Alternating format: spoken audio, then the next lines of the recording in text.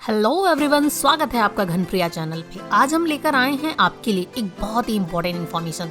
जी हाँ गाइस, इस वीडियो में हम बात करेंगे ग्रिड से जुड़ा हुआ रूफटॉप सोलर सिस्टम के बारे में कुछ जरूरी बातें, जिसे जानना आपके लिए बहुत ही ज्यादा इम्पोर्टेंट है। तो चलिए इस वीडियो को शुरू करते हैं बिना किसी देरी के। और हाँ, अगर आप हमारे चैनल पे नए हो तो चैनल को प्लीज सब्सक्राइब कीजिए, क्योंकि हम हर रोज नए नए टॉपिक के साथ आपके सामने आते हैं। तो कुछ नया और कुछ यूनिक जानने के लिए हमारे चैनल घनप्रिया एनर्जी को जरूर सब्सक्राइब करें। तो चलिए वीडियो को शुरू करते हैं। अब ग्रिड से जुड़े हुए सोलर रूफटॉप सिस्टम के बारे में जरूरी बातें जानने से पहले हमें ये जानना बहुत ज्यादा जरूरी है कि ग्रिड से जुड़ा हुआ रूफटॉप सोलर सिस्टम क्या है। जी हाँ गाइस, अब देखिए, ग्रिड से जुड़ा हुआ रूफटॉप सोलर सिस्टम में सोलर पैनलों से उत्पन्न डीसी पावर को पावर कंडीशन यूनिट या फिर इन्वर्टर का उपयोग करके एसी पावर में कन्वर्ट किया जाता है और इसे ग्रिड को दे दिया जाता है। जी हाँ गाइस, अब ग्रिड से जुड़े हुए आरसीटी सिस्टम के मुख्य पार्ट्स होते हैं, जैसे पहला सौर पीवी पैनल। सौर पीवी पैनल को सौर ऊर्जा को डीसी यानी कि डायरेक्ट करंट विद्युत ऊर्जा में परिवर्तित करते हैं। क्रिस्टली सिलिकॉन सोलर पीवी पैनल आमतौर पर रूफटॉप सोलर सिस्टम में उपयोग किए जाते हैं।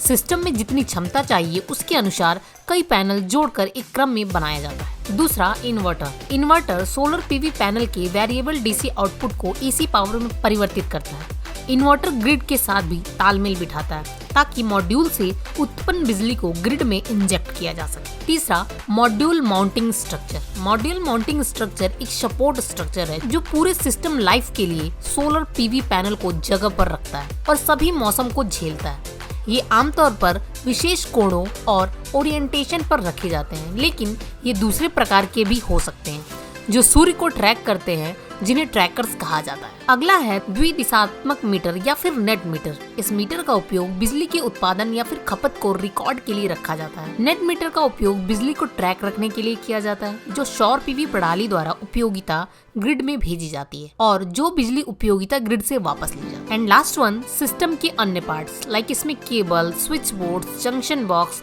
Authority system, circuits, breakers, fuse, lightning, project system आदि बहुत सारी चीजें शामिल हैं। तो इतने सारी चीजों का यूज करके हम ग्रिड को प्राप्त करते हैं। अब सवाल ये भी आता है कि क्या सिस्टम के साथ बैटरी भी दी जाती है? जी नहीं, ग्रिड से जुड़े रूफटॉप सोलर सिस्टम के साथ कोई बैटरी नहीं दी जाती। अगला सवाल ये भी आता है कि क्या ग्रिड से जुड़ा हुआ आरसीटी सिस्टम बिजली कटौती के समय इन्वर्टर के रूप में काम करेगा? एक्चुअली ग्रिड से जुड़ा हुआ आरसीटी सिस्टम बिजली कटौती के दौरान बिजली की आपूर्ति नहीं करेगा। सिस्टम को चलाने के लिए ग्रिड से एक संदर्भ वोल्टेज की आवश्यकता होती है, जो बिजली कटौती के दौरान उपलब्ध नहीं होती है। और 1 किलोवाट पावर रूफटॉप सिस्टम के लिए आमतौर पर 10 वर्ग मीटर छाया मुक्त क्षेत्र की आवश्यकता होती है। हालांकि वास्तविक क्षेत्र की आवश्यकता सौर मॉड्यूल की क्षमता और उनके प्लेसमेंट आदि के आधार पर अलग हो सकती है। मैक्सिमम विद्युत ऊर्जा का उत्पादन करने के लिए सौर मॉड्यूल को लगातार पड़ने वाली सूरज की रोशनी की जरूरत होती है। मॉड्यूल के एक हिस्से पर भी छाया पड़ने पर विद्युत ऊर्जा उत्पादन होता है। आरसीटी सिस्टम को पर्याप्त भार सहने की क्षमता वाली किसी भी तरह की छत पर लगाया जा सकता है। जी हाँ गाइस, इस ग्रिड को आप भार सहने की क्षमता वाले किसी भी छत पर आप बहुत ही आसानी से इसे लगा सकते हैं। लगाई जा सकने वाली अधिकतम क्षमता स्वीकृत भार के बराबर होगी। छाया मुक्त छत क्षेत्रफल की उपलब्धता आदि जैसे विभिन्न मापदंडों के आधार पर क्षमता अलग हो सकती है। और ग्रिड को लगवाने के बाद सबसे बड़ा सवाल जो हमारे दिमाग में आता है वो होता है 1 किलोवाट पावर आरसीटी सिस्टम से प्रतिदिन कितनी ऊर्जा उत्पन्न होती है। तो आपको बता दें कि एक अच्छी धूप वाले दिन में 1 किलोवाट पावर की आरसीटी सिस्टम में एक दिन में लगभग 4 से 5 यूनिट तक बिजली पैदा कर सकते। कई लोगों के दिमाग में ये भी क्वेश्चन होते हैं कि क्या मुझे आरटीएस सिस्टम से पूरे साल लगातार और समान ऊर्जा मिलती रहेगी?